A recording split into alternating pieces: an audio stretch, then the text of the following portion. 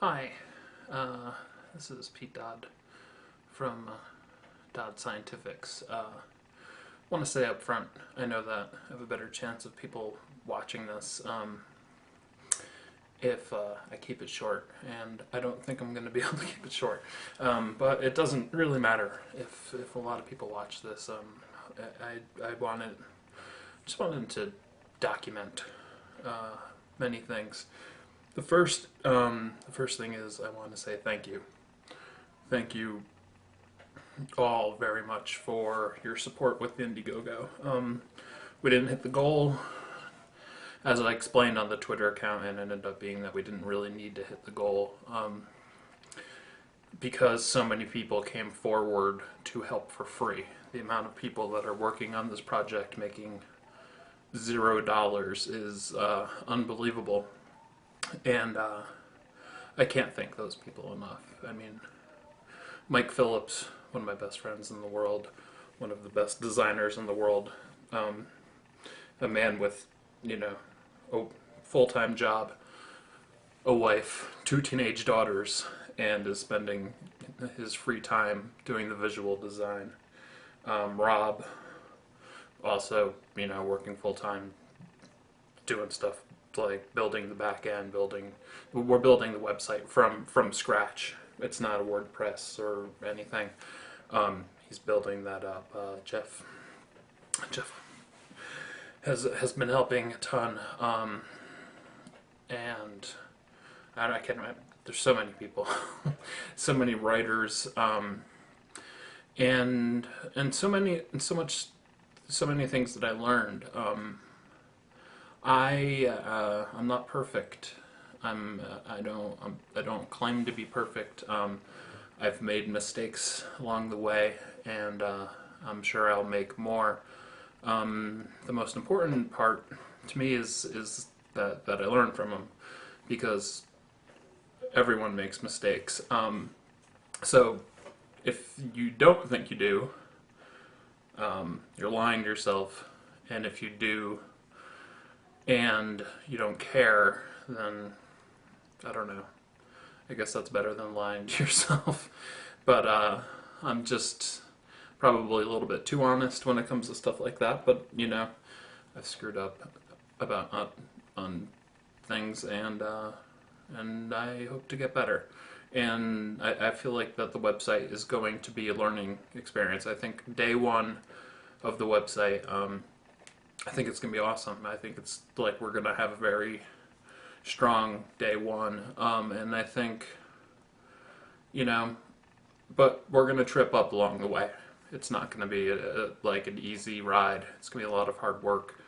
I have a lot of writers that I'm really excited to see, what they want to do. And that I think have really unique perspectives on things. People worried about this being a Sony site or whatever. There's several writers, well, not several, because there's only about 8 writers total, I think. But there's at least 2 of them that don't even own PlayStations. They only own Xboxes, so you don't have to worry about it being, all Sony all the time. So yeah, I want to thank everyone who donated, obviously, because even though we didn't end up needing the full amount, we did need every penny that we made. I'm recording this like 4 hours before the end of the thing. I'm assuming that this is going to go up afterwards, just because my upload speed is so awful. But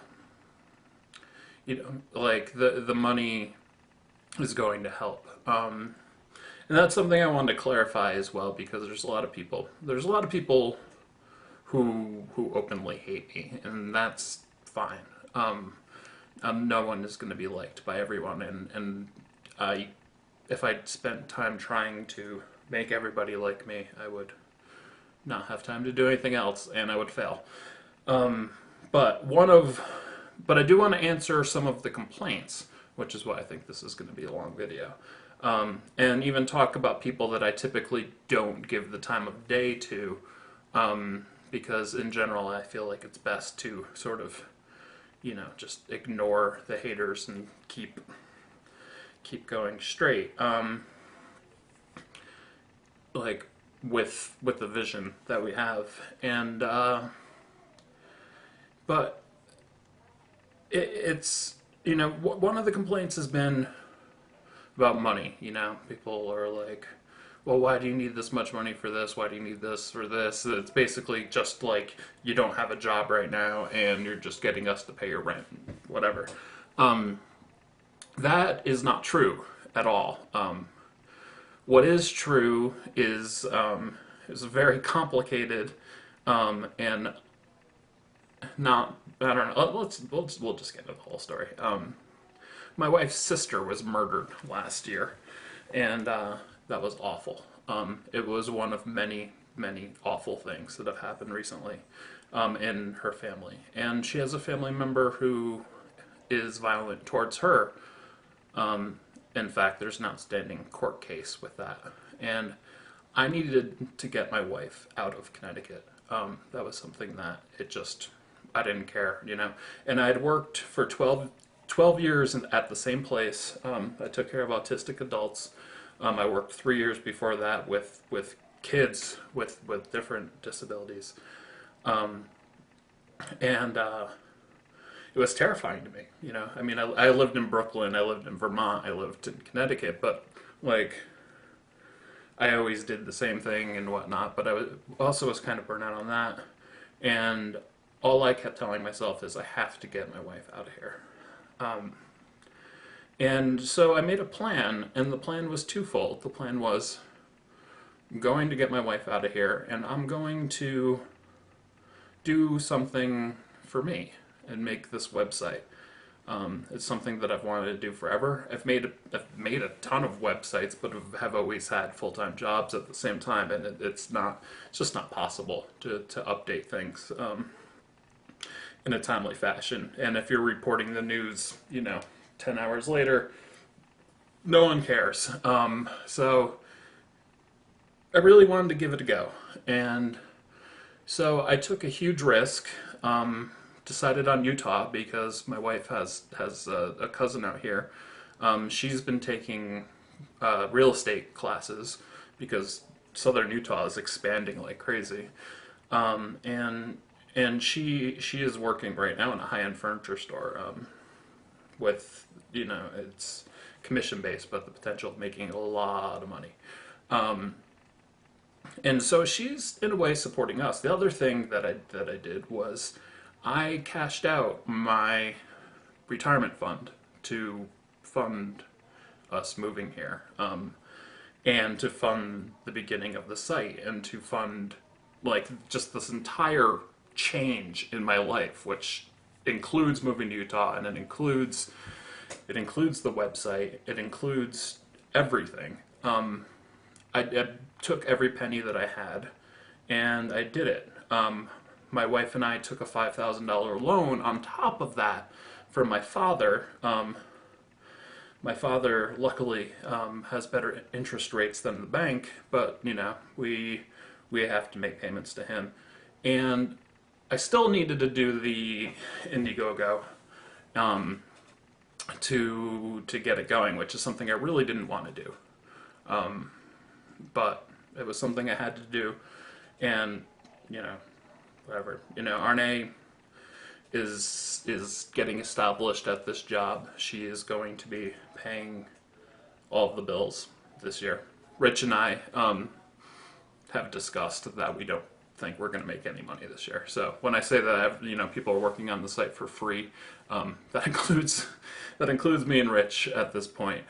And that's okay, because that was sort of part of the plan, and that was something, like, my wife said to me when I was like, I'm not sure if I'm going to be able to get this, enough money to get this website going and actually contribute for rent or whatever.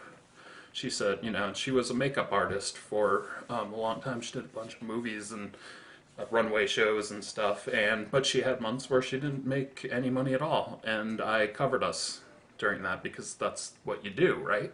And she was like, I want I want you to follow your dream now, and I'll take care of us. Which is kind of a weird feeling. Like, I don't want to be like all old-fashioned guy, but it's just it. But at the same time, I mean, that's why I love her, and that's why I had the instinct to protect her, the instinct to get her out here, away from members of our family, especially considering that murder is something that happens in her family. So this wasn't a scam. The money is going into the website. It's Arne and I have had to use a little bit of it to pay a couple bills, and I will be borrowing a lot of money from Arne, and not borrowing, but taking a lot of money from Arne over the course of the next year to buy games and stuff like that, to the point where, and also with the loans and cashing out my retirement fund and everything, it's not. I'm still on the downside there, so I just wanted to say that for people who are like, oh, it's just a money thing, because they couldn't be more wrong. Like, when you know the facts of the situation, it's like, oh, wow, okay, yeah. This isn't quite the scam I thought it was, or at least, hopefully, my explanation says that. So, that was a big thing. Also, I want to thank Gaff, which is probably kind of weird because I got permabanned from Gaff, and from something that was my fuck up, and something that I believe I learned a lot from.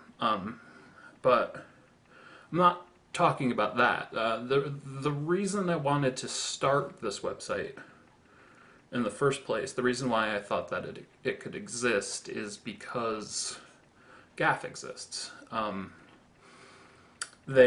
Gaff is not beholden to publishers. Gaff is beholden only to its members. Like, publishers are like, we're gonna blacklist you, and Tyler from Gaff's like, blacklist us from what? We don't get review copies. We don't whatever.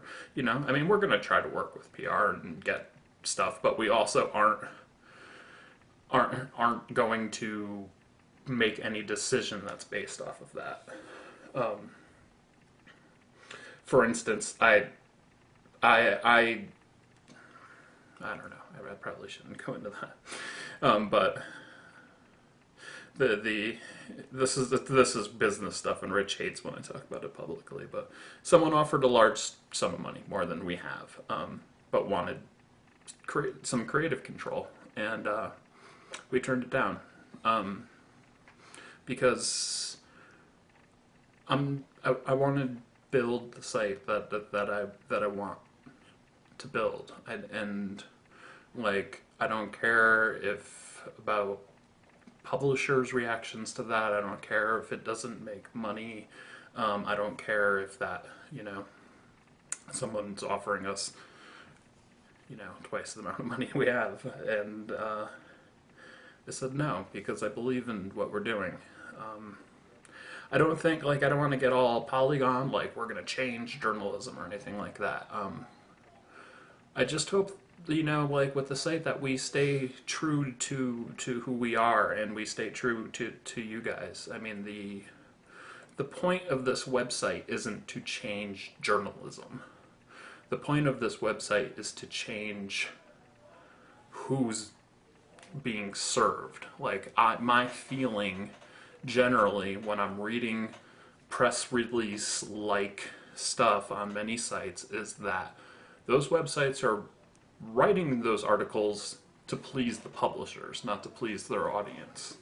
And so if there's one thing that's different about our site, I hope it's that. I hope that everything that we write is to please our audience, to please consumers, and not to please publishers or anything. I mean, that's something I feel strongly about.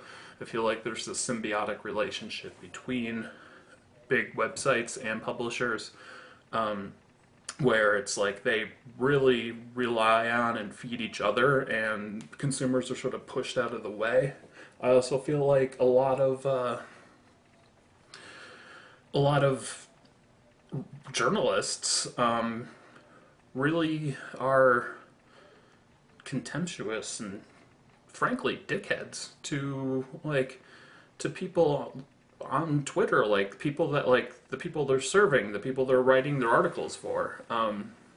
People, like I mean, I get trolled all of the time, but there's times when and I ignore 99% of them, and the ones that I don't, I'm not mean, but I'm just like I, I argue with the person. But there's times when it doesn't even seem like people are getting trolled. They're just like, I don't know. They just hate. There's a disdain for the consumer, I feel, and I really hope that I never end up like that. If I do, I'm out. I mean, that's that. Because that's why I'm doing this thing. So, and that brings me to my last point too, which is, it's gonna sound as odd as thanking NeoGaf, but like in a weird way, I want to thank the people who hate me. I want to thank Kevin Dent, for instance. I want to thank like there's a myriad of Xbox Mafia people who hate me. There's also some that like me.